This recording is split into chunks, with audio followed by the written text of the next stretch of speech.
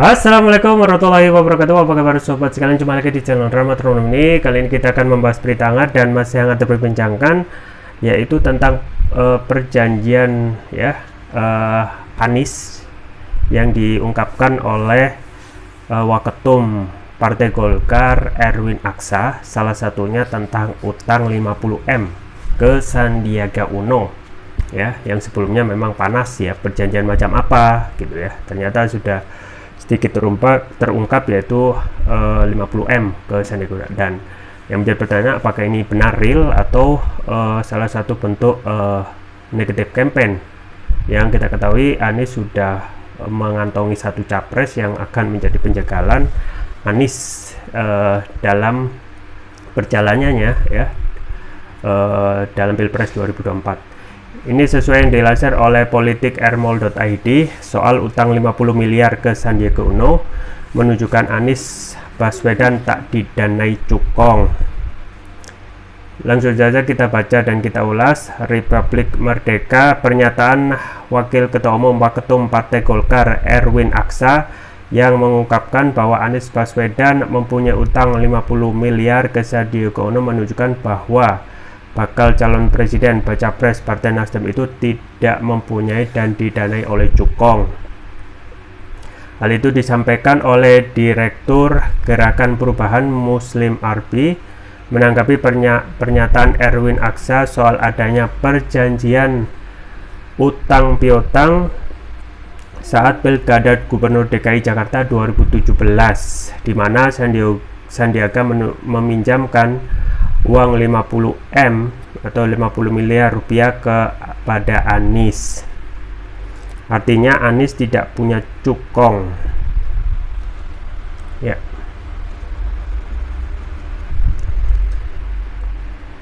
Dan tidak juga didanai cukong. Beda dengan pejabat yang punya cukong dan didukung cukong, ujar Muslim kepada kantor berita politik Ermol Minggu. Hal tersebut, kata Muslim, berbanding terbalik dengan Presiden Joko Widodo. Muslim bilang mantan Gubernur DKI Jakarta Basuki Cahayapurnama alias Ahok pernah menyatakan bahwa tanpa didukung pengembang, Jokowi tidak jadi presiden. Artinya, kata Muslim, Jokowi didukung oleh cukong yang mengakibatkan kebijakannya banyak diintervensi cukong. Lain dengan Anies, karena tidak punya cukong, maka Anies tanpa beban berbuat untuk kepentingan rakyat. Dan seharusnya pejabat, siapapun pejabat, jangan dikendalikan cukong, karena pejabat yang didanai cukong akan lebih banyak berbuat untuk kepentingan cukong. Bahkan kepentingan rakyat dikorbankan untuk kepentingan cukong, pungkas Muslim. Ya itu ya sobat sekalian, terkait perjanjian yang panas jadi kontroversi, banyak dibicarakan, diantaranya diungkapkan oleh Waketum Partai Golkar Erwin Aksa, salah satunya Anies yang mempunyai utang 50M. Di samping perjanjian yang lain yang kita memang harus bertanya ya tentang kebenaran berita tersebut. Sampai saat ini memang tidak ada konfirmasi ya, baik kedua belah pihak, karena yang mengetahui perjanjian antara Anies Baswedan dan juga Sandiaga Uno tentu saja dua orang yang bersangkutan ya, dan satu yaitu Allah SWT. Nah kemudian terkait utang 50M yang ini memang kalau bicara uang memang semuanya akan sangat sensitif, dan ini juga momentumnya sangat pas untuk dijadikan bahan ya yang sifatnya negatif campaign ya, bukan black campaign. Jadi negatif campaign itu kampanye yang orientasinya untuk menyurutkan dukungan ataupun membuat persepsi orang itu jadi negatif. Kalau black campaign itu cenderungnya fitnah ya, berita yang tidak benar. Nah memang kalau benar-benar real ini terkait perjanjian Anies dengan Sandiaga Uno pada saat Pilgub DKI Jakarta ya, salah satu hal yang harus dilakukan ya, pertama memang untuk kebenaran harus dua belah pihak yang memberikan konfirmasi karena saat ini yang memberikan pernyataan justru orang lain ya, yaitu Waketum Partai Golkar Erwin Aksa. Nah kemudian ketika perjanjian itu sudah ditandatangani ya, disetujui oleh kedua pihak ya, termasuk itu Anies ataupun Sandiaga Uno, termasuk juga kemungkinan Prabowo sebagai partai pengusung Anies Baswedan dan juga Sandi Uno pada Pilgub DKI, maka satu hal yang harus dilakukan oleh seorang muslim ya, karena Anies seorang muslim, adalah mentaati janji yang sudah ditepati ya. Kalau soal utang ya gampang ya, tinggal dibayar. Nah kemudian bagaimana soal yang lain ya, misalnya ada perjanjian ya yang juga sempat dikulik, apakah ini terkait juga perjanjian tidak bolehnya Anies ya untuk maju di Pilpres 2004, termasuk seperti itu apa tidak gitu ya. Kalau mengingat perjanjian itu terjadi pada saat Pilgub, kemungkinan kurang lebih hanya terkait persaingan ya dalam hal politik. Dan kita ketahui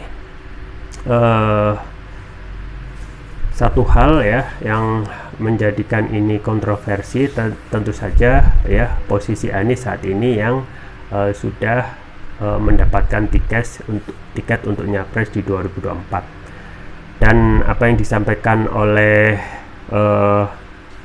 Muslim Arbi, yaitu Direktur Gerakan Perubahan, dan ini sah-sah saja dalam hal menanggapi tentang isu adanya utang 50M ya, 50M rupiah dari Anies ke Sandiaga Uno. Disikapi Arbi bahwasanya Anies ya tidak tercemar terkait masalah cukong.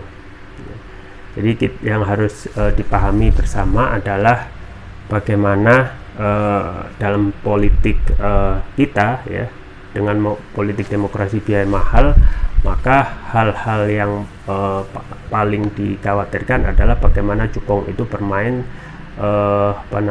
progresif ya, dan intensif. Dan sudah menjadi rahasia umum dengan biaya politik yang mahal ini,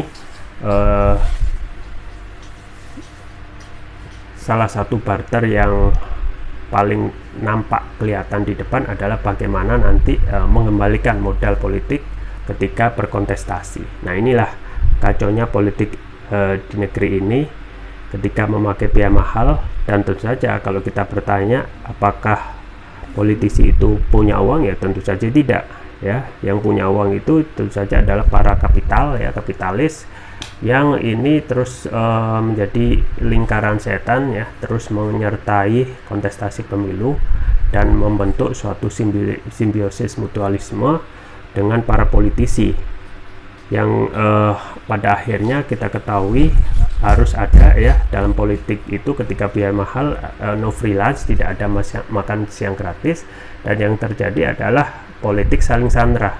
Di satu sisi ya, politisi itu ketika menyampaikan ide gagasan kepada masyarakat itu sangat manis semua, tetapi di satu sisi dia terganjal dengan biaya politik pemilu yang mahal, dan ini disandera dengan biaya pemilu yang mahal ini dengan masuknya modal dari para oligarki ataupun cukong. Nah artinya mau tidak mau ya, biaya politik mahal itu dibayar ya, dikembalikan dengan kebijakan-kebijakan yang ditambah ya dengan tindakan KKN. Nah sudah menjadi rahasia umum ya, juga disampaikan oleh Pak Mahfud MD ya, mayoritas 80% lebih atau 92% kepala daerah itu dibayar cukong. Artinya potensi korupsi yang terjadi oleh kepala daerah itu sangat luar biasa ya, KKN. Dan kita ketahui beberapa waktu lalu sudah dirilis tuh indeks persepsi korupsi, dan sudah bisa ditebak akhirnya Indonesia memang nilai IPK atau indeks persepsi korupsi turun lagi ya, jauh dari negara yang kecil ya, Singapura. Jadi negara Singapura itu skornya 83 ya, skornya itu 83, kalau Indonesia itu 34, jadi sangat jauh sekali, tidak sebanding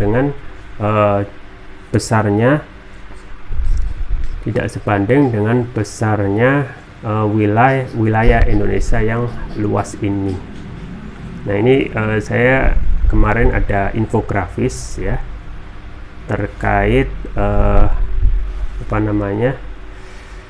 indeks persepsi kita yang turun drastis, yang intinya memang haruslah kita perbaiki ya. Dan kita ketahui dengan adanya KPK yang sudah ada sejak setelah zaman reformasi, pada faktanya justru lembaga ad hoc KPK ini tidak bisa memberikan solusi, malah ya yang kita ketahui data fakta yang ada di lapangan, jumlah orang yang korupsi itu malah makin banyak. Nah, apa yang disampaikan oleh Muslim Arbi ya, ini menjadi analisa saja ya, wajar bahwasanya kalau 50M itu utang dari Anies, dan kalau ini benar berarti Anies tidak disusupi oleh oligarki. Nah, bisa ya bisa tidak ya, karena bisa kalau kita melihat biaya maju di dalam pilgub itu ya luar biasa mahal ya, kurang lebih 260 miliar rupiah, dan itu bisa saja naik tergantung inflasi, dan kemungkinan bisa saja benar bahwasanya 50M itu semuanya dari Anies, atau hybrid campuran dari 50M dari Sandi Uno, sisanya dari oligarki. Tapi so far ya, meskipun kalaupun itu benar terjadi, so far ya belum ada hal-hal yang sifatnya ketika Anies memimpin itu benar-benar memberikan karpet merah keleluasan kepada oligarki. Dan ini juga kita harapkan ketika nanti dalam pilpres ataupun nanti jadi sebagai memenangkan kontestasi pilpres ya, harapan rakyat tentu saja oligarki yang sudah bercokol ya di negeri ini itu tidak malah menguasai kebijakan pemerintah yang terjadi saat ini. Nah, memang hal-hal yang juga harus dikritisi dan juga tentu saja dijadikan perhatian adalah bagaimana tentang biaya pemilu ya, biaya pemilu yang mahal ya, yang itu jumlahnya sampai triliunan, tetapi ketika sudah terlaksana tidak bisa menghasilkan pemimpin-pemimpin yang diharapkan oleh rakyat ya. Dan memang itulah ya, biaya pemilu dalam demokrasi yang mahal yang harusnya dijadikan perhatian, tidak hanya tentang presidensial threshold 20%, tetapi undang-undang pemilu ya haruslah bisa menciptakan pemilu itu biayanya sangat murah, bahkan gratis ya. Bagaimana teknisnya? Teknis bisa dicari, yang penting tentu saja bagaimana goodwill dari pemerintah untuk menciptakan pemilu ini yang tentu saja pertama jurdil, jujur dan adil, dan juga kalau tidak murah ya gratis saja ya. Kalaupun teknisnya misalnya yang paling mahal adalah biaya kampanye ya, bisa dikurangi dengan biaya kampanye melalui media massa atau media sosial media, yang itu bisa dimanfaatkan karena semua teknologi internet itu hampir semua merata, atau kalaupun di daerah pelosok itu bisa dikoordinasikan wilayah kecamatan pada saat kampanye. Jadi hal-hal yang paling penting tentu saja bagaimana ketika kampanye ya, para calon itu memaparkan ide dan gagasan daripada joget-joget yang tidak memberikan pencerdasan kepada rakyat dan lebih banyak membuang energi dan juga tidak pada substantifnya. Maka apa yang disampaikan oleh Muslim Arbi ya, ini menunjukkan satu hal yang dikhawatirkan tentu saja ketika memang ya ada perjanjian yang nilainya fantastis sampai 50M, dan ini menjadi hal yang wajar dengan biaya pemilu saat ini yang rata-rata segitu. Kalau gubernur itu 250M, kalau presiden itu karena nasional itu bisa sampai triliunan. Maka satu hal yang penting kita jadikan pelajaran tentu saja tentang kritik tentang biaya pemilu yang mahal yang harusnya bisa dijadikan gratis ya, sehingga di situ ya oligarki tidak bisa masuk. Nah, yang menjadi pertanyaan, apakah negara mau seperti ini? Apakah mau mengkritisi atau mau mengubah aturan-aturan biaya pemilu mahal ya? Karena sesuatu yang baik itu kalau tidak ada goodwill tentu saja tidak akan terlaksana. Ya, itu saja yang bisa saya sampaikan, semoga bermanfaat. Jangan lupa like, share, dan subscribe. Sampai jumpa lagi. Wassalamualaikum warahmatullahi wabarakatuh.